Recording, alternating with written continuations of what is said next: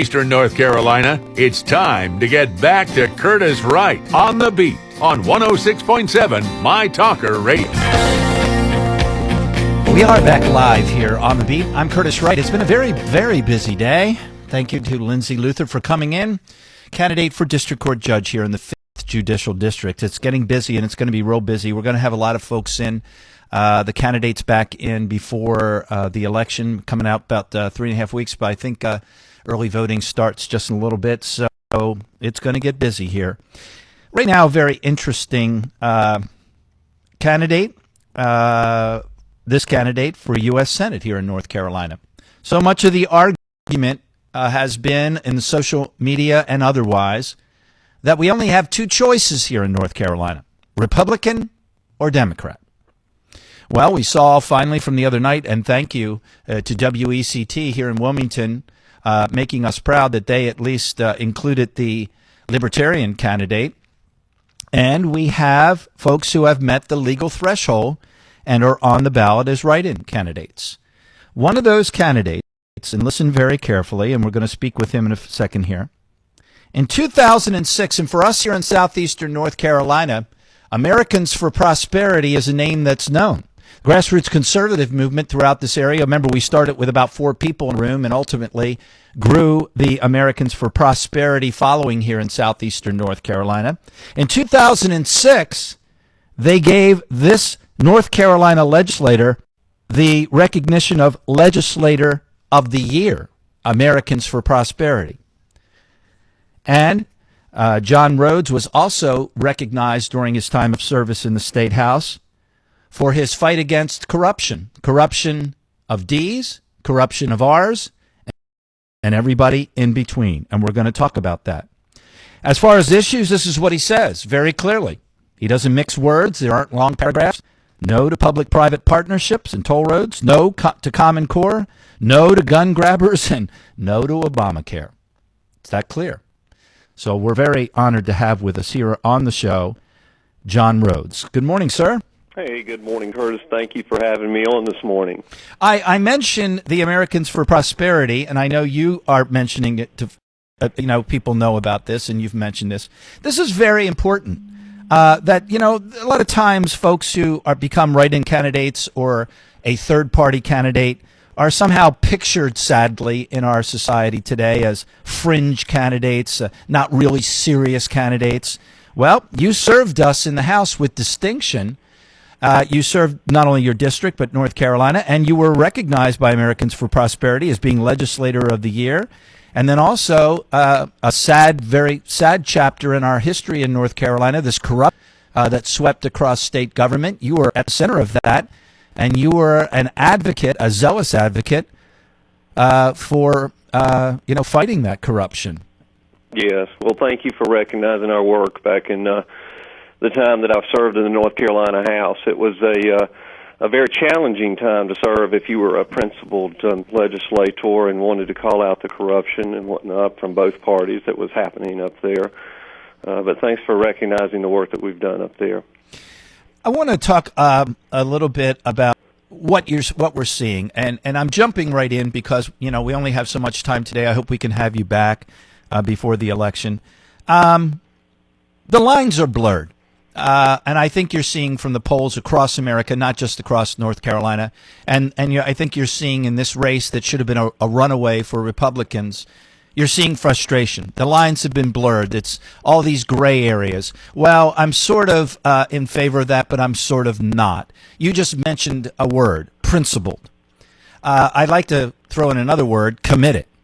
And I'd like to throw in another word, courage.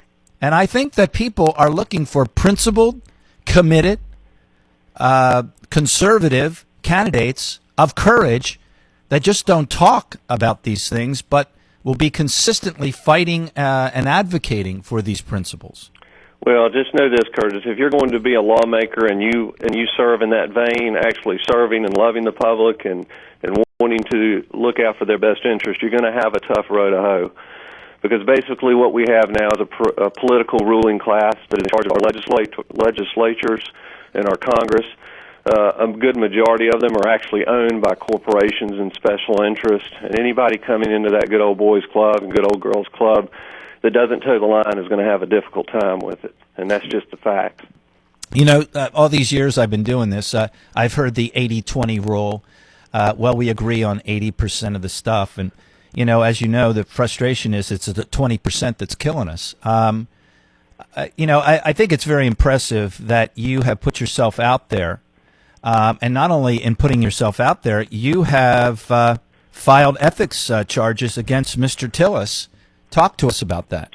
That's correct. And let me just share with you this. I served my time in the State House and whatnot 2 terms. The work we started up there, a lot of people were vehemently opposed to what I was doing up there and calling out the corruption. And in the end, the Speaker of the House ended up going to federal prison. Some other folks went to prison. And we went home. You know, the Republicans, they primaried me, and they kicked me out of office for going after the corruption. They primaried me through the vein of a guy named Tom Tillis. You know, he's now Speaker of the House. Mm-hmm. So what does that say?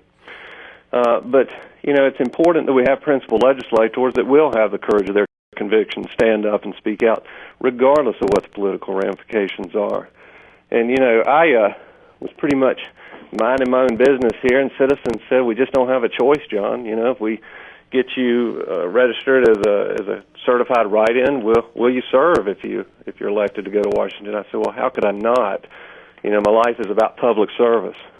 You know, the one thing that amazes me, you know, again, I'm not the sharpest tool in the shed, but 90-some%, 95, 97, depends on the poll, consistently these years, are saying they don't trust the people in Washington. They don't believe either party. People in Washington, the people inside the bubble, aren't thinking about their best interest, aren't committed, aren't principled people. All this stuff, you've heard it, I've heard it, we've seen it over and over again.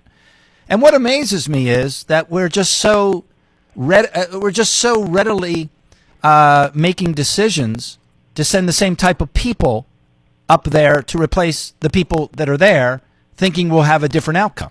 Yeah, it's not going to be a different outcome. You actually have no opposition party in North Carolina. The Republicans and Democrats are like 2 storefronts. They've got their window dressings out there. It's like you've got Republican ink on the left side of the street, and you've got Democrat ink, and they're both trying to, like sirens, sucker citizens and voters in to try to buy their cheap wares. And the bottom line is what they're cranking out of the back room of those stores is about the same cheap political product, and it's not going to get us any further ahead. Well, you know, and I'm sure you've had people, you know, again, attack you for what you're doing right now and say, hey, well, we agree on 80%. Isn't that good enough for you? Well, it's that 20%, Curtis, that really, really hurt us. You're gonna fight for this, but how much are you willing to give up in your liberties and freedoms? Mm-hmm. You know, and that is one of the primary functions of an elected official at the state and federal level, to defend the Constitution, to serve their constituents and be responsive to them. And defend their liberty and freedom, not just defend it on the defense, but go on the offense and actually cross the 50-yard line and go towards the goal in fighting for the citizens' liberties and freedoms. You know, I put the decision on, you know, my decisions as a lawmaker either 2 ways. Does it put more power and money in government's hands, or does it put more power and money in citizens' hands? If it puts more in government, I'm going to fight against it, and I'm going to be vocal, very vocal against it. If it puts it more in citizens' hands, I'm going to fight for it, and be very vocal for it.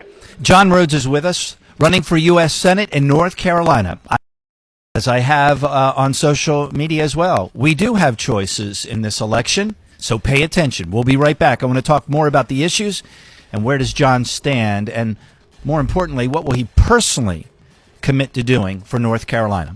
Stay with us.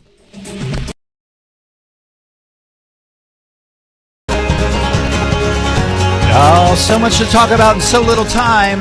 We'll try to have him back. John Rhodes is with us, write-in candidate, official write-in candidate for the U.S. Senate. And again, I'll remind you, he was 2006 American for Prosperity's Legislator of the Year Award, and also very much involved at the center of fighting that corruption and changing the culture of Raleigh before he was primaried out by the establishment Republican Party. And that's not opinion, folks. That's just fact. John, welcome back.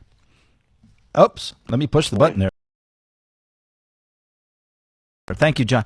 Now I want to talk to you about issues. And this is, I've been around a long time, and I waited a long time, and I was very much involved in southeastern North Carolina, getting together to make a difference in bringing about the supermajorities which we now have with the Republican Party in the state houses, as well as the governor's mansion and the lieutenant governor.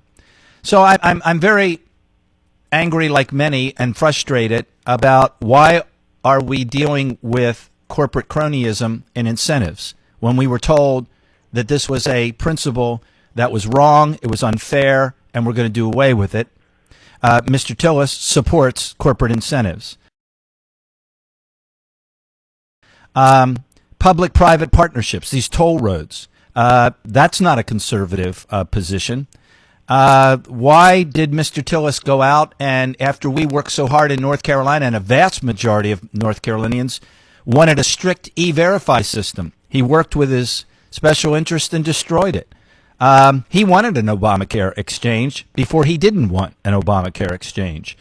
I have no idea where he stands on Common Core, because he was even arguing with Jeb Bush the other day on that. Well, let me just share this with you, Curtis. I don't mean to interrupt, but let me just make sure that we understand this crystal clear. Without question, there is no difference in these two candidates. No question. There's no debate on that. They are the same. There is no difference on the issues. You just have a little different flavor to try to pander to the base. And it looks like they're not doing very good at that. Yeah, but there is no difference between the two. You're either going to get Republican-flavored amnesty for illegal invaders, or you're going to get Democrat-flavored amnesty for illegal invaders. There is no difference in the two. Well, you know what amazes me is that there's still a lot of people not seeing things clearly. When I was a young guy and a young kid growing up, and when I got into business, I was told by my mentors and my parents, watch out who you hang out with, because that's how you're going to be judged. Well, Jeb Bush and John McCain and Karl Rove in North Carolina, why is this even up for debate? About Mr. Tillis, where he stands on positions. You can't take all this money, and these people don't come in and aren't going to campaign for you if you're not going to stand with them on where they stand on issues. All of that, the vast majority of North Carolinians don't agree on. Well, the reason that you see that type of thing is because it comes down to two things: money and power. And guess what? We, the people, we don't even play into that equation, except for the time they want to come and sucker and pander to us at the election time.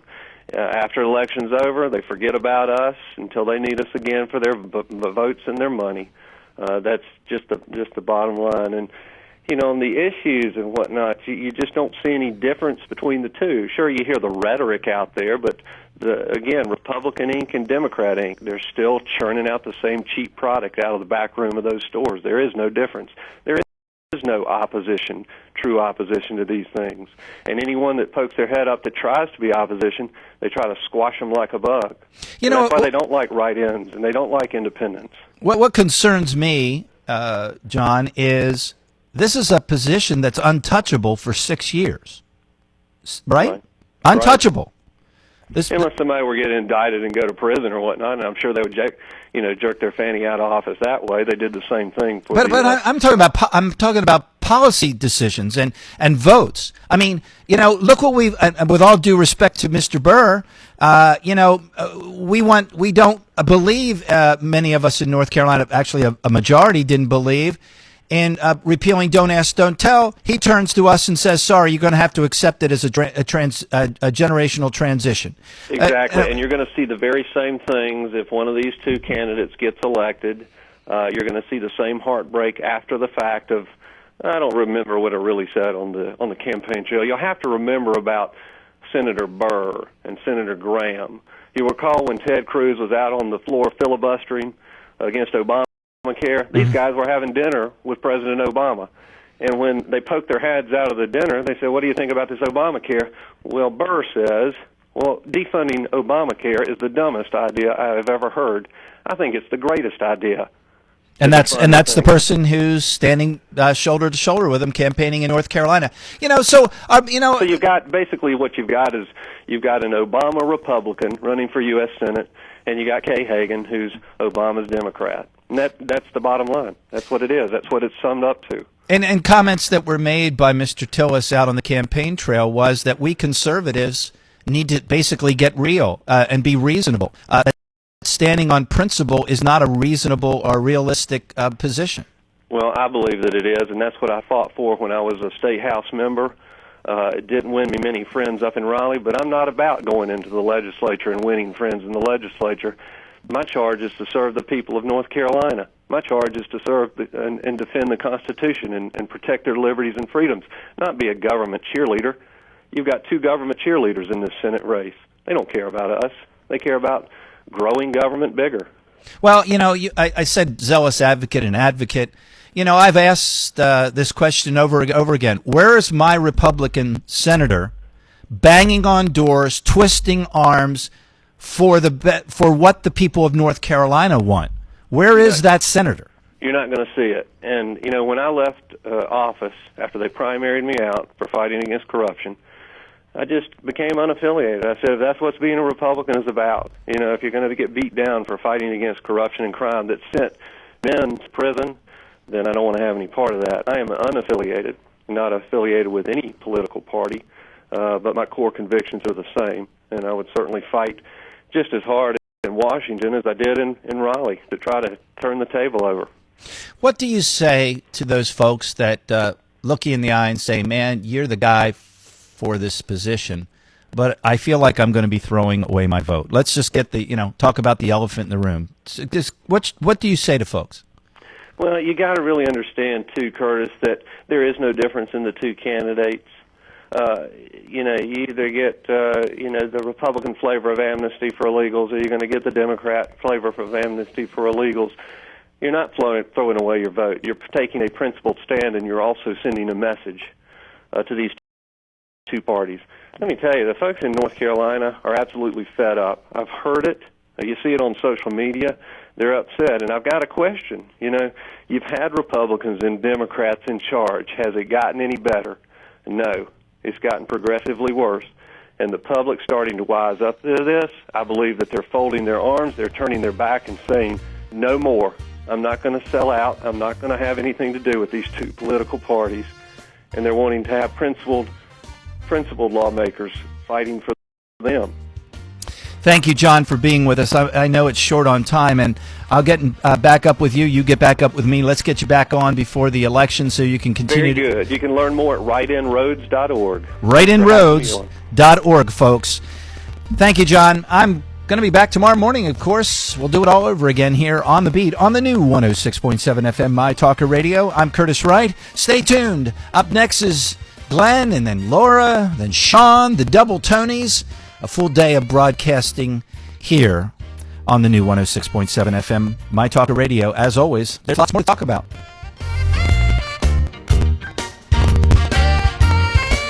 Your new